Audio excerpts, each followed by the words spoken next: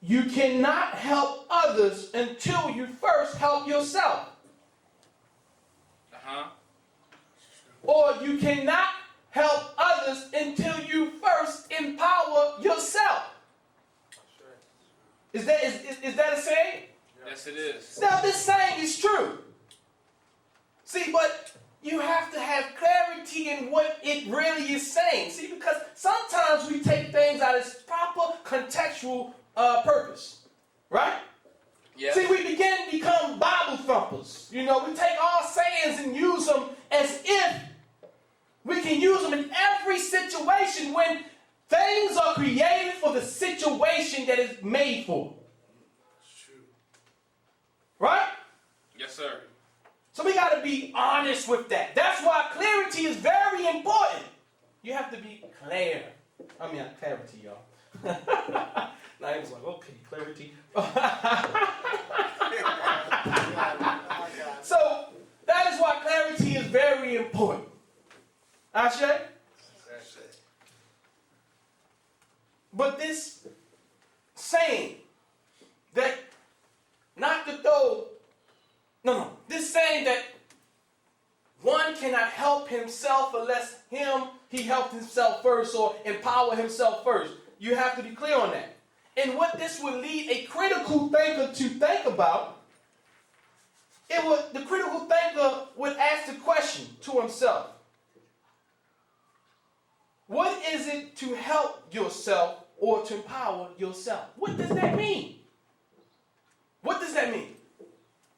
What does that truly mean? When will you realize that you have helped yourself? It's rhetorical right now, Brother Shaw. Okay. We can talk about it after. Okay. But when will you realize that you have helped yourself? Is this helping yourself all-encompassing? Is this on every level? Do you have to be Jesus to help others now? Do you have to be that perfect man who has not sinned to help others? Or that perfect woman who has not sinned to help others? Do you have to have, how many millions do you have to have in the bank? Huh? What spiritual level, what gauge do you use to constitute the level of helping yourself enough to help others? Come on, we listen, we use sayings, we take them out of its contextual purpose. Right? Mm-hmm. Yes, sir. Some of us use that line because we damn sure don't want to help nobody. And some of us use the line because we don't know which way left is. We are confused. We don't have clarity. We're not clear on the proper context when we use things. We have to be clear. I'm trying to drive this clarity home.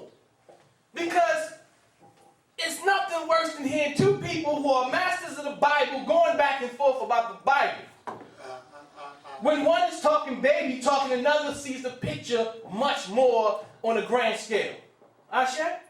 I was listening to an interview of Farrakhan yesterday. And Farrakhan, he said that who's the guy who interviewed Michael Jackson? The black guy who interviewed him, the big long interview. Or was it Whitney Houston? That black, and then he interviewed Farrakhan too. Y'all know what I'm talking about? He like a black guy with accent. So anyhow, he said, Farrakhan, I seen you change what you said, and I'm wondering how you feel about you change your rhetoric a little. And you know, Farrakhan, okay. You know. And he said, how do you feel about saying that, Adolf Hitler was a wickedly great person? He said, how do you feel about that statement? Farrakhan said, I hold that dear to my heart. I stand on it. He holds, because what he explained to people, what people an all-encompassing understanding of the English language. He said, without a doubt, was he great with what he did? Was he wickedly great? Because wicked he was. But was he great at being wicked? He said great is not synonymous in the English language with good. See, that's when you have a very limited understanding. Whereas you can't get out your mind the context that the word great was being used in. Because that's when you're eating on baby food. Asha? Asha.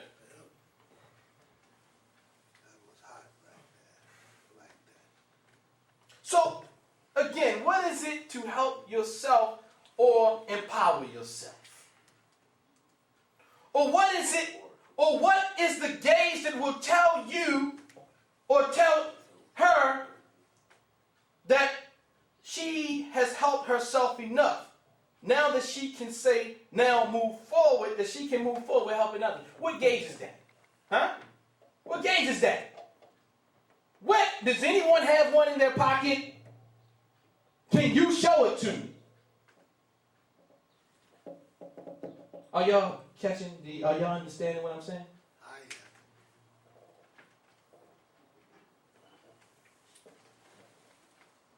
am. Or do we develop in certain areas in our lives while still being immature in others? Is it all-encompassing? Is it a comprehensive health plan?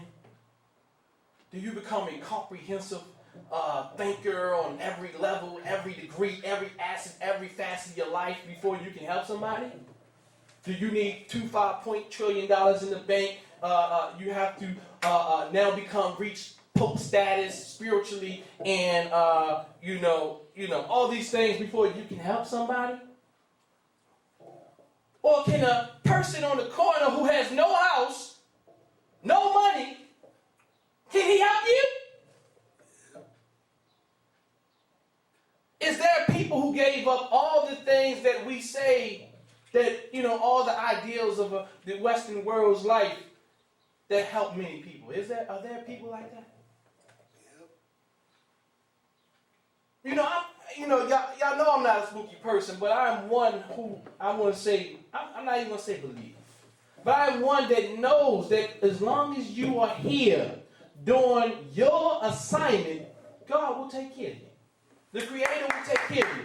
And that right there, I don't want you to get your mind twisted when I say God as the God of your imagination. So don't take what I say is God and think that my understanding of God and your God is the same. No. I'm saying the Creator of your imagination. If you call that whatever you call it, that whatever. But God, the Creator, will take care of you. Asha? Asha. Because once you really understand that, you will not get caught up in that web as much. Right? Because a lot of times we are planning for things and things don't go the way we want them to go, then we give up. But if you truly have what you call faith, and I'm saying I know the Creator will provide. I don't care at what level you reach the bottom of the pit. What we say, the molehill is a lot lower. But when you go up to the top of the mountain, you got a lot of room to fall, right? We said that, right? But I don't care what level you fall from. Man, I'm telling you, some people that fall from the top, they go insane and jump off of bridges. And this is how you know this person has not spiritually matured. Because that, whichever it is, it could be just a claim to fame. It didn't have anything to do with money. And when you fall, you kill yourself, you haven't spiritually matured. If you lost your job and all your money, and you want to kill yourself, you haven't spiritually matured. If you end up in situations that you never imagined, and you want to kill yourself, or on a lighter level, you get caught up and you can't, you got to understand these things are going to happen, right? Mm-hmm. They're going to happen. Don't don't beat yourself up. Get yourself up out of that situation. And again, that situation is probably the best situation you can be in. I know a brother right now that's on the streets. On the streets.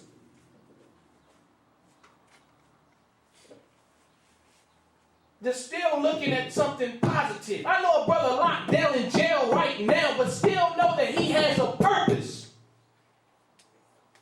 Y'all feeling me? Yes, sir. He still knows his purpose, so you have to realize that everybody is in a situation. Your situation is no worse than anybody else's. Everybody experiences life. Everybody. I don't care how good it looks. I don't care if you think they was born with a silver spoon in their mouth. Everybody experiences life. So when people say, "Oh, you ain't from the hood, you don't know nothing." Oh, you are, then the other person say, "You on the hood, yeah, you don't know nothing, you little hood rat." See, that's immaturity. Because everybody reaches somebody at another level. I think I was talking to y'all about that yesterday. Everybody can reach somebody.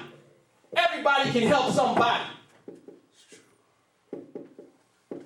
And everybody's not going to be enticed by everybody. But when we spiritually mature, we can listen to the message and get the messenger out of the way.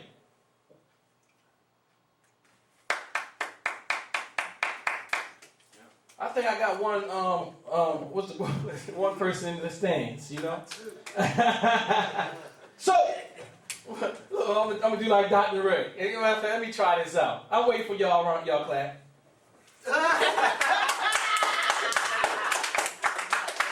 That's what Dr. Ray do, man. Oh boy, so let's see where I am. You good right where you are, sir. Yeah, you rocking for real. That's right. The truth of the matter is that every person in the universe is striving for happiness and or fulfillment in their lives. Is there a prescribed age that constitutes this fulfillment? Huh? Nope. Y'all answered it for me. Is there an age or certain characteristics, a temperament that will tell you that you have arrived? Is it? Nope. Y'all know the answer. See, there's a difference between knowing something and really embodying something.